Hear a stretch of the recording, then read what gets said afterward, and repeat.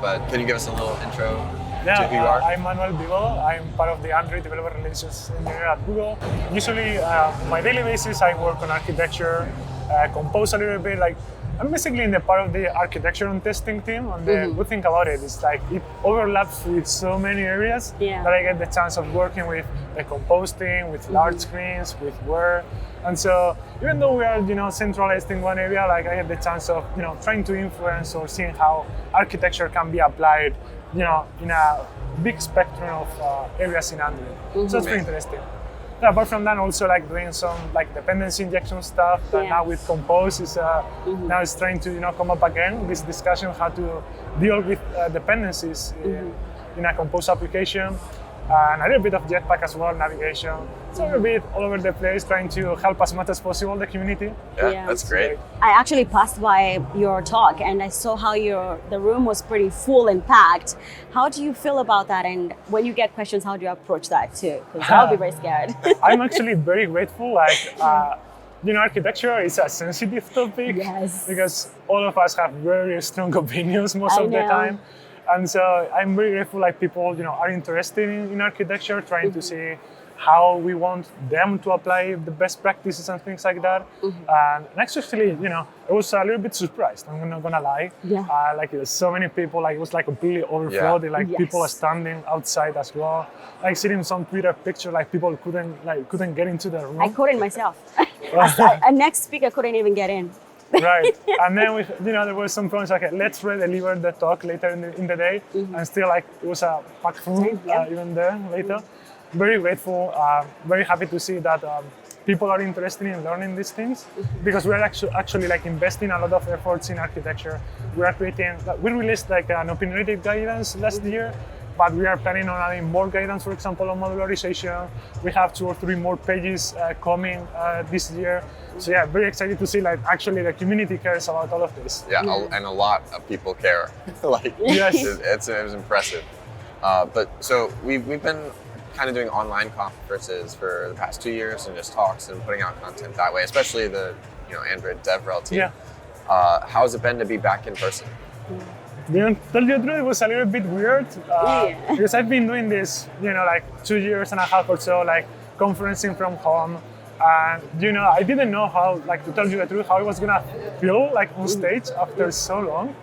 But it felt great. It was like, you can look at people, you can say, hey, you are real. Like, I know you from internet and now here you are. So it was a very nice experience. No nervous at all. Like, I think we've been preparing itself a little bit at home as well. Like we've been like producing some live events in YouTube, for example, like Google I/O Q&A. That makes you a little bit nervous, right? Like you're live, full stage. It was a great experience. So I think we are pretty much ready to do all of this. The good thing, like for example, I used to get a little bit nervous at the beginning. It was like a little bit of anxiety because I don't know if people were gonna like my content or not. It's like why that pessimism. I'm trying to like change my mindset. I'm trying to convert that to a positive experience. So my mindset now is like, okay, I've been working on this talk for 1 year, not 1 year. Like for example, let's say the content. I've been working on architecture content for 1 year and a half. And now I have the chance of explaining to this amazing audience all the good things that we've created for them. And it's like trying to convert that negative sensation into a positive one. Say, hey, I want to enjoy this. I want to, transmit to them how I feel about this content. It's I great. think to be fair, I feel like everybody goes through that phase, so you're not alone on that phase. Because myself too, like I remember giving my fast talk, I froze. My fast talk ever. It was like a local meetup, and then I was just introducing people to Android, and then somebody said, "We can see you," and then I think that made me laugh, and then after that I was able to move on because I don't know why I froze. I never freeze. I mean, I didn't freeze here, but I froze there. But it does happen, and over time we just get over it. Another question that I actually had is architecture is a very controversial topic. How do you address the questions and the controversy, and how do you lead people towards the right direction? Because I've seen all those conversations on Twitter. There are a couple of things here, like how we prepare the content. So how we prepare the content and how we deal with the response of the community.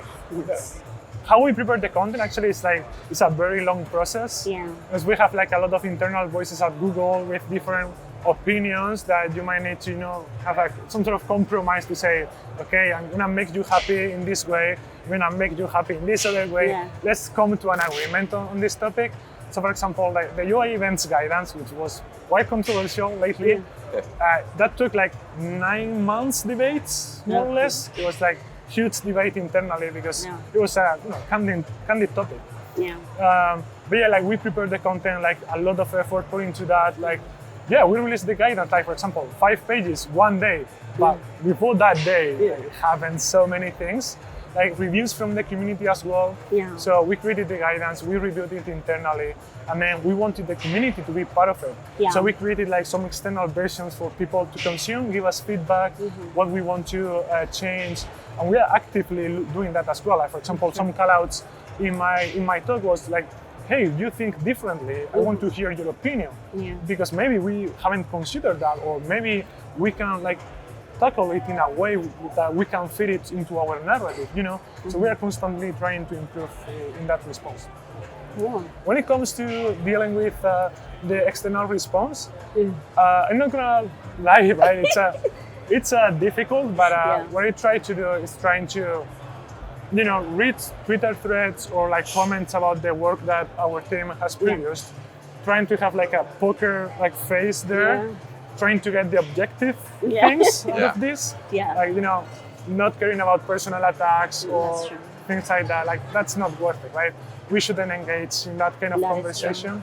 So get the objective parts of it, seeing how I can improve that, or how or what I should have done better to mitigate a little bit of that opinion. Yeah. And then, get better for next time. I'm trying to either change the documentation or reply with their questions and things like that. Trying to do engagement with personal things and just trying to objectively go into the content. Yeah, and then also it's fair to also say that you cannot make everybody happy. Yeah. And then it's also actually, so they will have opinions, and that's okay. Yeah. That's one of the best things about coming to conferences like DroidCon, though, is like you get to meet people like yourself and on your team and actually have that face-to-face conversation about something and have almost more of an instant feedback loop on what something is and why it is, and get those clarifying questions that don't quite communicate as well over something like Twitter. Yeah, exactly. It's in Twitter, it's so easy to miss the context and the background behind it. Like you can misinterpret whatever the other people say. And it is true because, for example, here, for example, talking about architecture, what we released is opinionated. And people think that because they do things in a different way, that's not correct. That's not the way at all. Like, kind of the goal of this guidance is just to set a baseline that people can discuss about, and people, can start discussions with that in mind. And so, that's one of the things that we take into account there. And for example, when it comes to questions here, say, hey, I do this in this way. Is it a good thing? Is it a bad thing? Like trying to get some reinforcement in their way of doing things. Like, sure, that's fine. Like, for example, I had one person come in today say, the way you treat the domain layer is different from the way we do that. And so in our guidance, the domain layer tries to simplify the UI layer. But their point is like, I want my domain layer to simplify the data layer. I said, that's fine. Like, as long as your team is happy with it, like you have like good documentation in place, you enforce like the UI to go always through the domain layer, that's totally fine. Like there is nothing wrong with it, right? It's just a different approach, totally valid, perfectly cool. Yeah, it's great. Pretty cool, makes sense. Okay, another question. If you can say 3 words about DroidCon Berlin this year, what would you say? Okay. 3 words.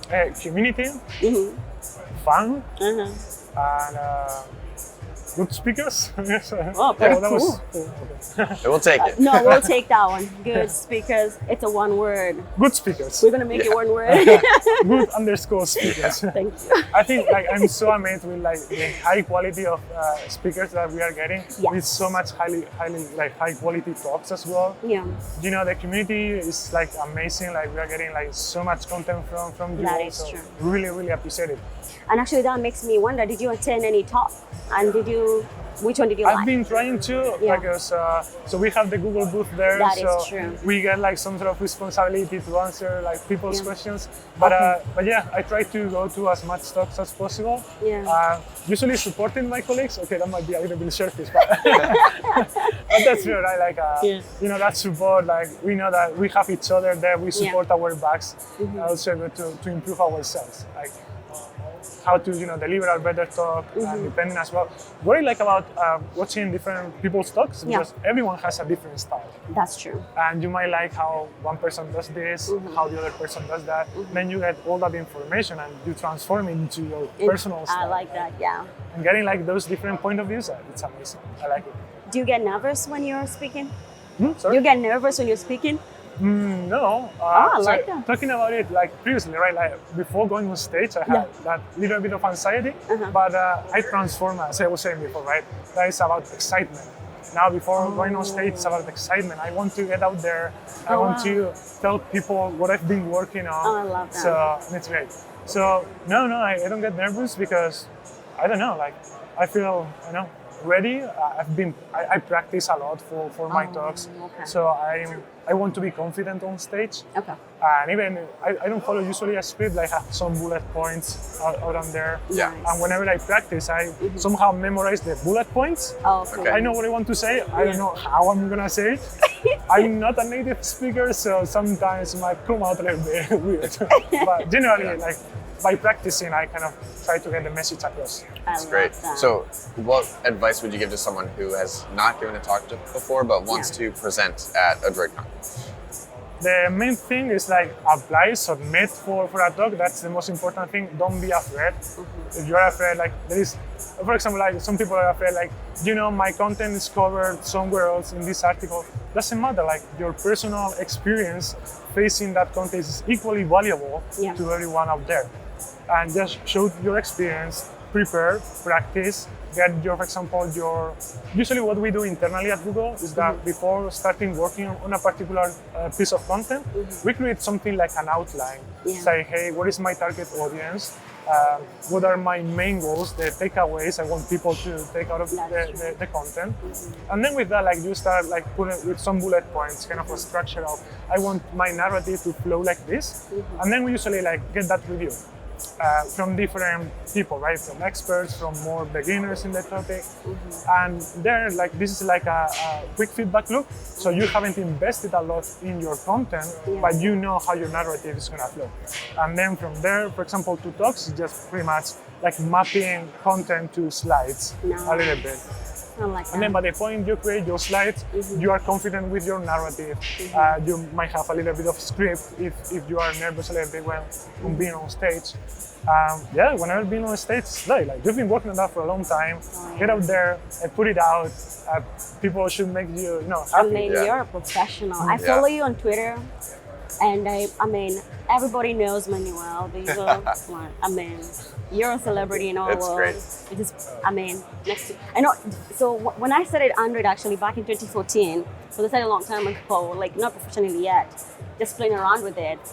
I didn't know who Jake Wharton was. But then I saw a tweet and then I was like, wait, I started looking into that and then I realized it was pretty big. And that's how I knew, okay, there's a community of Android people. And then I started following many Android people. And now my Twitter feed is fully Android.